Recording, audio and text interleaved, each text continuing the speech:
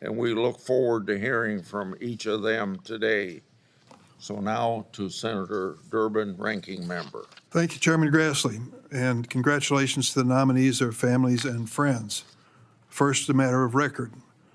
For the last 4 years before this one, I was chairman of this committee. We considered 235 judicial nominees that were sent to us by the White House. Those nominees were all approved by this committee and by the United States Senate. 80% of the nominees received bipartisan roll call support. So I want to make that record very clear. Today we'll hear from Emil Boie, who has been nominated for a lifetime appointment to a New Jersey seat on the Third Circuit Court of Appeals. Over the years, especially during the first Trump administration, I've disagreed with many nominees who appeared before this committee on matters of constitutional interpretation. President Trump's judicial picks during his first term were largely legal conservatives. What's going on, Patriots? Welcome back to the channel where we speak truth without apology and fight for the America our founding fathers bled for. Now listen, I just finished watching Senator Dick Durbin's latest tirade in the Judiciary Committee. And folks, this was peak liberal meltdown. Why? Because President Trump's judicial nominee, Emil Boie, has them terrified. So buckle up. We're going to break down what really matters in this hearing and why the left is screaming so loud. It's not because of ethics or temperament. It's because this nominee stands for law, order, and accountability. This nominee is in a category all of his own. A former personal defense attorney of President Trump, Mr. Boie has led the effort to weaponize the Department of Justice against the president's enemies. Having earned his stripes as a loyalist to this president, he's been rewarded with this lifetime nomination. Mr. Boie has fired dozens of career federal prosecutors who worked on cases related to the January 6th insurrection, cases that were assigned to them. In Mr. Bovie's memo ordering the termination of these prosecutors, and we have a copy here for those who have any question about it, he cited President Trump's false and outrageous claim that the prosecution of January 6 rioters was, quote, a grave national injustice that has been perpetrated upon the American people over the last 4 years, end of quote. For the record, 169 of these January 6 rioters who attacked our Capitol were convicted of assaulting law enforcement agents. The merry men and women who stand behind you and in the hallways, risking their lives for your safety and my safety, were the victims of this January 6 attack. 169 were convicted of crimes related directly to that question. President Trump gave them and over 1,000 other rioters a full pardon as one of his first acts of office. Mr. Boie called these convictions, quote, a grave injustice. Mr. Boie also ordered the FBI to compile a list of all current and former FBI employees who were assigned, quote, at any time, close quote, to a January 6th investigation, quote, to determine whether any additional personnel actions are necessary. Political retribution at this high level of our government has seldom been seen. This was done and executed by the nominee. There's more. Mr. Boie personally intervened to strike a corrupt bargain with the New York City Mayor, Eric Adams. You read about it. We've all heard the quotes. He wanted to drop the prosecution of Mayor Adams in exchange for Adams' promise to cooperate with President Trump's immigration policies. In response, several professional prosecutors resigned, including the U.S. Attorney herself. A staunch conservative who clerked for Justice Scalia and was appointed by President Trump, she resigned over Mr. Bovie's suggested deal. The lead prosecutor in the Adams case also resigned. Hagan Scotton, who earned 2 Bronze Stars in Iraq, clerk for Chief Justice Roberts and Justice Kavanaugh, wrote to Mr. Boie, and I quote, I expect you will eventually find someone who is enough of a fool, enough of a coward, to file your motion, but it was never going to be me. And according to a whistleblower complaint the committee received yesterday, Mr. Boie has suggested that the Justice Department might need to say F you to federal courts and ignore federal court orders with which this administration disagrees. Ladies and gentlemen, this gets to the heart of our democracy and the rule of law.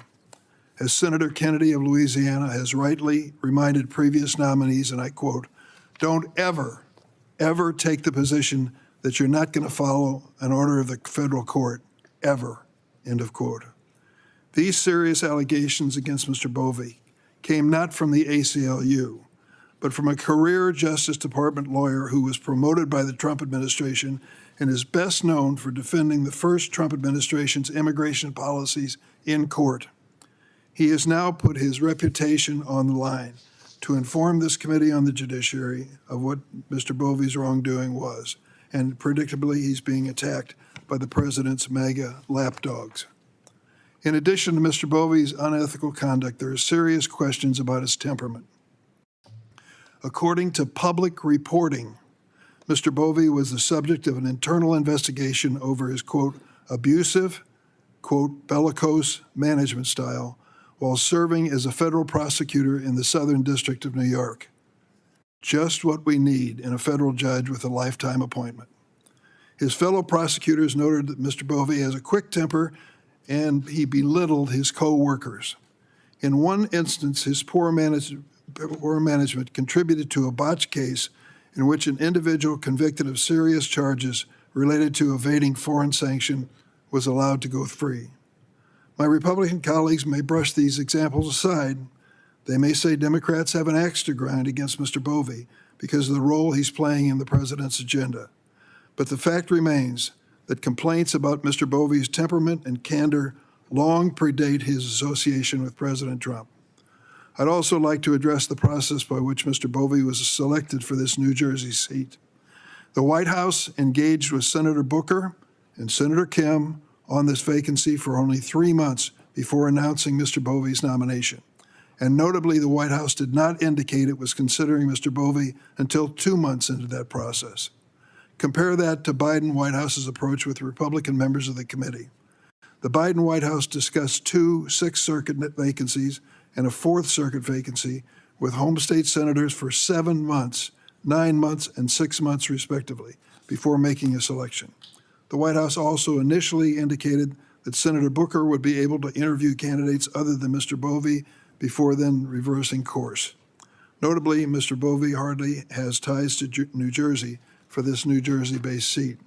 Don't take my word for it. His formal nomination before this committee identifies him as, quote, Emil Boie III of Pennsylvania. He's not even admitted to practice before the court to which he's been nominated. As a former chairman of this committee has said, with respect to judicial nominees, elections have consequences, so I expect to see conservative judicial nominees coming from this administration. But in recent weeks, President Trump has criticized Leonard Leo and the Federalist Society for, quote, bad advice they gave him in recommending legal conservatives during his first term.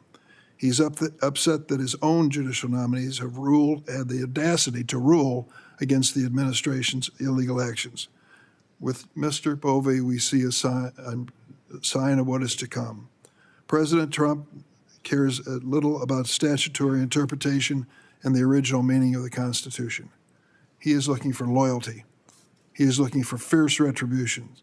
He is looking for someone who will instill fear in his opponents. It seems he has found such a nominee in Mr. Boie. I yield. Before I go to the senators from Florida, I have to address the allegation that you just... First off, the left cannot stand that President Trump is reshaping the courts again. Emil Boie, a man who has stood beside the president, is being nominated to the Third Circuit Court of Appeals. That's a lifetime appointment, folks. And Durbin, he's losing it. Why? Because Boie isn't just another polished, passive legal scholar. He's a fighter. He's bold. He's willing to challenge the weaponized DOJ, the out-of-control FBI, and the leftist legal machine. Senator Durbin's rant proves what we already know. The left wants judges who protect their agenda, not the Constitution. Durbin starts by crying foul over Boie firing prosecutors who went rogue on the January 6 cases. Let me ask you something. How is it justice to lock up citizens for years over trespassing charges while Antifa and BLM rioters walk free? Boie called the J6 prosecutions what they were, a political witch hunt. And guess what? He had the spine to stop it. That's why he's being attacked. Then we hear how Boie had the audacity to ask the FBI who worked on those investigations. Good.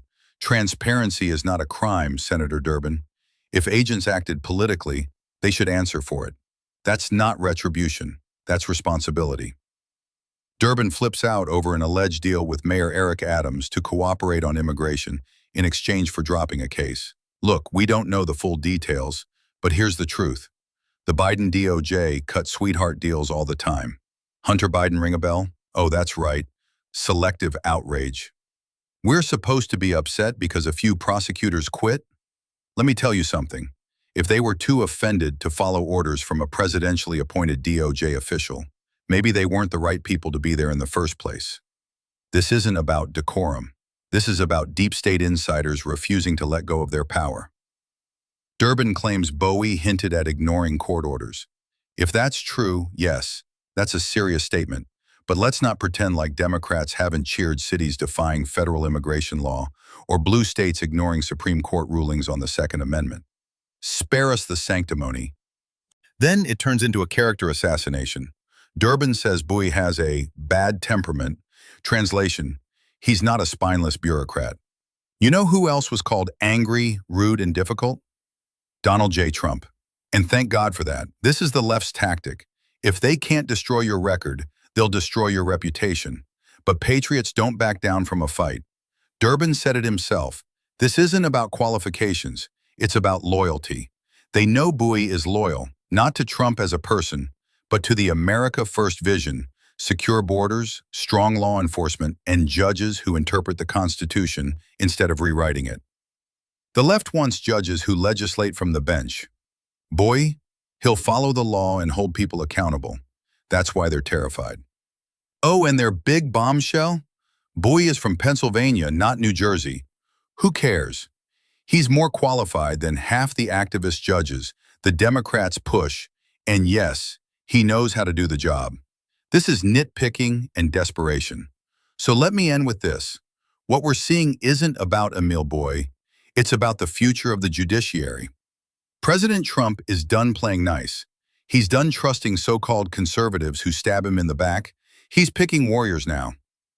And as patriots, we should celebrate that. We don't need soft judges. We need fearless ones. Ones who uphold the Constitution, defend our freedoms, and restore balance to a system that's been abused for far too long. If you're with me and you're ready to see more America First warriors get confirmed, smash that like button, share this video, subscribe, and stay loud. They can't silence the truth and they can't stop us. God bless you, God bless President Trump, and God bless the United States of America.